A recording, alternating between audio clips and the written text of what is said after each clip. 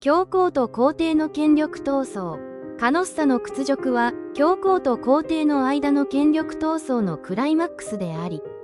中世ヨーロッパにおける教会と国家の関係において重要な転換点となりました。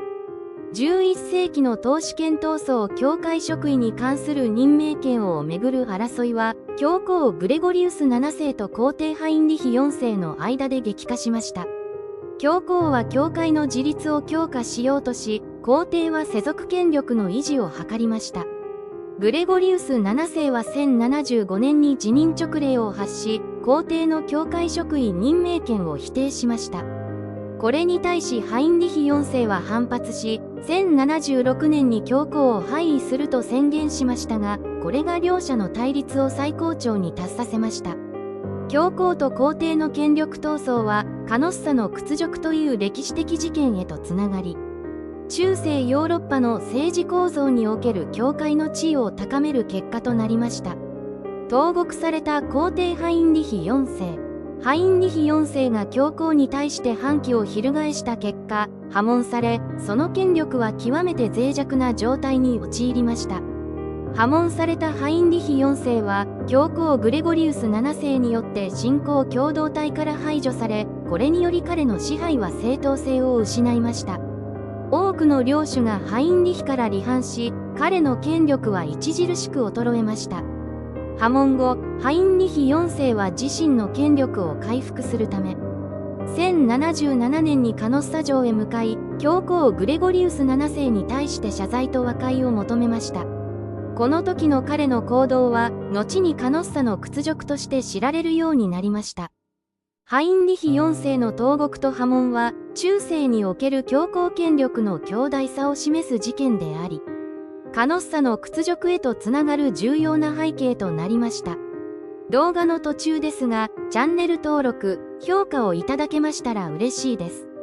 カノッサ城への長い旅。カノッサ城へのハインリヒ4世の旅は、彼の権力回復のための屈辱的な試練であり、中世の歴史における記憶に残る出来事となりました。破門と国内の反乱に直面したハインリヒ4世は、教皇の赦免を求めて、冬の厳しい条件の中、アルプスを越えてカノッサ城へと旅しました。彼のこの行動は、教皇権に対する彼の絶対的な服従を象徴するものとみなされました。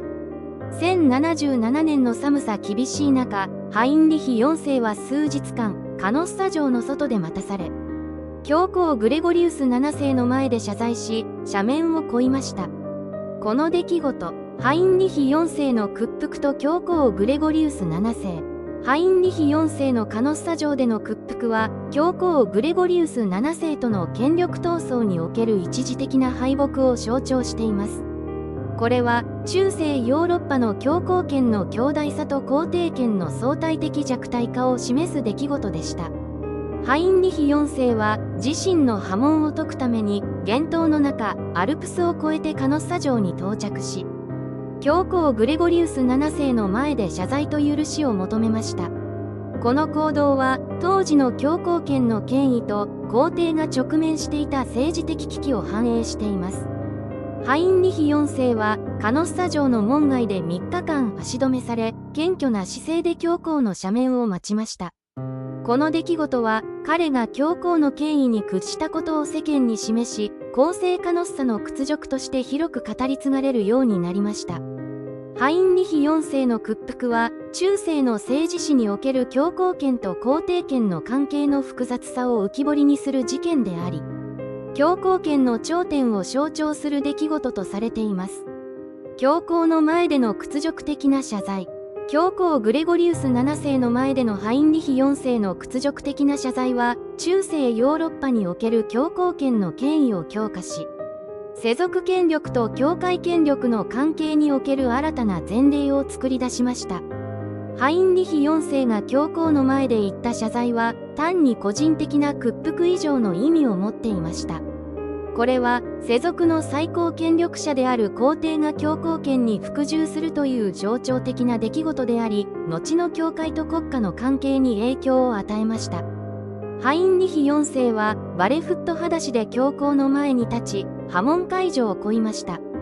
この行為は当時としては前例のない屈辱的なものであり、皇帝と教皇の力関係を示すものとして注目されました。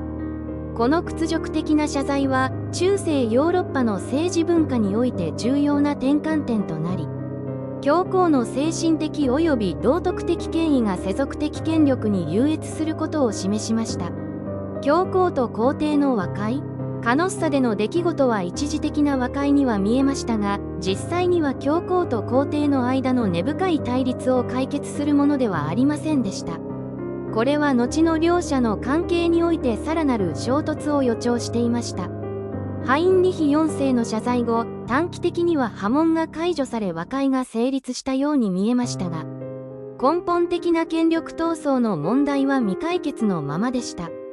このため、後に再び教皇と皇帝の間で対立が激化しました。カノッサの和解後も、ハインリヒ4世とグレゴリウス7世の間の緊張は続き、ハインリヒ4世は後に教皇をローマから追放するなど、教皇との権力闘争はさらに激しさを増しました。カノッサの城での和解は一時的なものに過ぎず、中世ヨーロッパにおける教皇権と皇帝権の権力闘争は、この後も長きにわたって続くことになりました。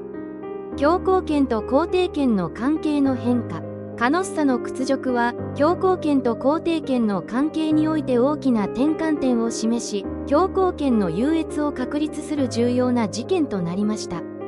カノッサの出来事以降、教皇は皇帝や他の世俗的君主に対してより強い権威を持つようになり、教皇権の精神的及び政治的な独立が強化されました。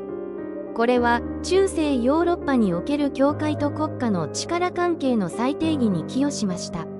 カノッサの屈辱後、教皇グレゴリウス7世は皇帝ハインリヒ4世に対する権威を確立し、これを契機に教皇庁は後の十字軍の開始など、より積極的な国際的役割を果たすようになりました。カノッサの屈辱は、教皇権の強化と皇帝権の相対的弱体化を促進し、中世ヨーロッパの教会と国家の関係において新たな章を開くことになりました。ヨーロッパ政治における教会の役割。カノッサの屈辱は、ヨーロッパ政治における教会の役割を強化し、教会が政治的な決定において重要なプレイヤーとなる基盤を築きました。この事件を通じて、教会は政治的な権力闘争に積極的に介入し、世俗の支配者に対して道徳的及び宗教的な優越性を主張することが可能となりました。これにより、教会は中世ヨーロッパの政治的な風景において中心的な役割を担うようになりました。カノッサの屈辱以降、教皇は皇帝や王に対する破門を政治的な手段として利用し、教皇庁はヨーロッパの政治的な事柄に対してより大きな影響力を持つようになりました。教会の政治的役割の強化は、カノッサの屈辱という出来事を通じて大きく進展し、後のヨーロッパの政治史において教会が重要な役割を果たすことになりました。歴史におけるカノッサの屈辱の意味。カノッサの屈辱は、中世ヨーロッパの歴史において象徴的な意味を持ち、権力、権威、及び屈服の複雑な関係を象徴する出来事として記憶されています。この事件は、単に個々の歴史的人物の対立を超えて、中世における宗教と政治の力学を示す重要な例となっています。これは、権威と服従の間の緊張関係を浮き彫りにし、後世の政治的及び宗教的対立についての議論に影響を与えています。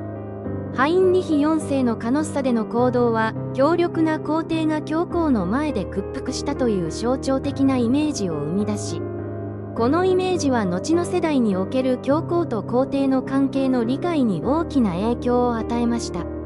カノッサの屈辱はヨーロッパの歴史において重要な接点となり、政治的及び宗教的な権力の本質に関する深い洞察を提供しています。